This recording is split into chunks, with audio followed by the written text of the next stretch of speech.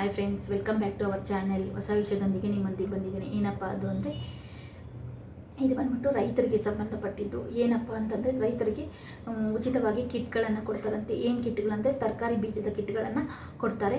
ಅದಕ್ಕೆ ಏನೆಲ್ಲ ದಾಖಲೆಗಳು ಬೇಕು, ಎಲ್ಲ ಅಪ್ಲಿಕೇಶನ್ ಹಾಕಬೇಕು ಅಂತೇಳ್ಬಿಟ್ಟು ಏನೆಲ್ಲ ರೂಲ್ಸ್ ರೆಗ್ಯುಲೇಷನ್ಸ್ ಇದೆ ಅನ್ನೋದನ್ನು ನೋಡ್ಕೊಂಬರೋಣ ಬನ್ನಿ. ಯಾರಿಗೆಲ್ಲ ಕೊಡ್ತಾರೆ ಈ ತರಕಾರಿ ಬೀಜಗಳನ್ನ ಅಂತ ತಿಳ್ಕೊಂಬರೋಣ ಬನ್ನಿ.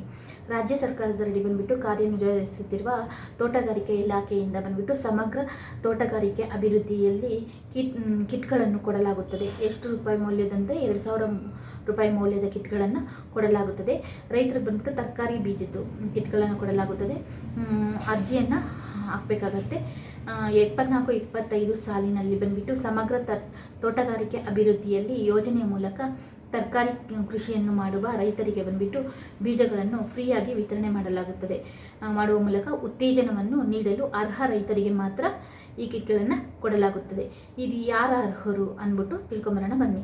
ಅರ್ಜಿದಾರರ ರೈತರ ಹೆಸರಿನಲ್ಲಿ ಬಂದ್ಬಿಟ್ಟು ಏನಿರಬೇಕಂದ್ರೆ ಪಾಣಿ ಇರಬೇಕಾಗತ್ತೆ ಮತ್ತು ಜಮೀನು ಅವ್ರ ಹೆಸರಲ್ಲಿ ಇರಬೇಕಾಗತ್ತೆ. ಅವರು ಕರ್ನಾಟಕದ ಕಾಯಂ ನಿವಾಸಿಯಾಗಿರಬೇಕಾಗತ್ತೆ ಮತ್ತು ಅತಿ ಸಣ್ಣ ರೈತರು ಪರಿಶಿಷ್ಟ ಜಾತಿ ಮತ್ತು ಪರಿಶಿಷ್ಟ ಪಂಗಡದವರು ಆಗಿರಬೇಕಾಗತ್ತೆ. ಇದಕ್ಕೆಲ್ಲ ಏನೆಲ್ಲ ದಾಖಲೆಗಳು ಬೇಕು ಅಂತಂದರೆ, ಅರ್ಜಿದಾರರ ಆಧಾರ್ ಕಾರ್ಡ್ ಬೇಕಾಗತ್ತೆ, ಮತ್ತು ಫೋಟೋ ಬೇಕಾಗತ್ತೆ, ಪಹಣಿ ಬೇಕಾಗತ್ತೆ, RTC ಬುಕ್ ಬೇಕಾಗತ್ತೆ, ಜಾತಿ ಮತ್ತು ಆದಾಯ ಪ್ರಮಾಣ ಪತ್ರ ಬೇಕಾಗತ್ತೆ, ಬ್ಯಾಂಕ್ ಪಾಸ್ಬುಕ್ಕು ಬೇಕಾಗತ್ತೆ. ಎಲ್ಲಪ್ಪ ಅಪ್ಲಿಕೇಶನ್ ಹಾಕಬೇಕು ಅಂತಂದರೆ, ಅರ್ಹ ರೈತರು ಬಂದ್ಬಿಟ್ಟು ಈ ತಿಂಗಳು ಕೊನೆ ಅಂದರೆ 30ನೇ ತಾರೀಕುವರೆಗೂ ಟೈಮ್ ಇದೆ. ಅದ್ರ ಒಳಗಾಗಿ ಹೋಗ್ಬಿಟ್ಟು ತಾಲೂಕಿನ ತೋಟಗಾರಿಕೆ ಇಲಾಖೆಯ ಹಿರಿಯ ಸಹಾಯಕ ತೋಟಗಾರಿಕಾ ನಿರ್ದೇಶಕರ ಕಚೇರಿಯಲ್ಲಿ ಬಂದುಬಿಟ್ಟು ನೇರವಾಗಿ ಭೇಟಿ ನೀಡಿ ಅರ್ಜಿಯನ್ನು ಹಾಕಬೇಕಾಗತ್ತೆ. ಇದನ್ನು ಉಪಯೋಗಿಸ್ಕೊಳ್ಳಿ ಅಂತ ಹೇಳ್ತಾ ಈ ವಿಡಿಯೋನ ಮುಗಿಸ್ತಾ ಇದ್ದೀನಿ.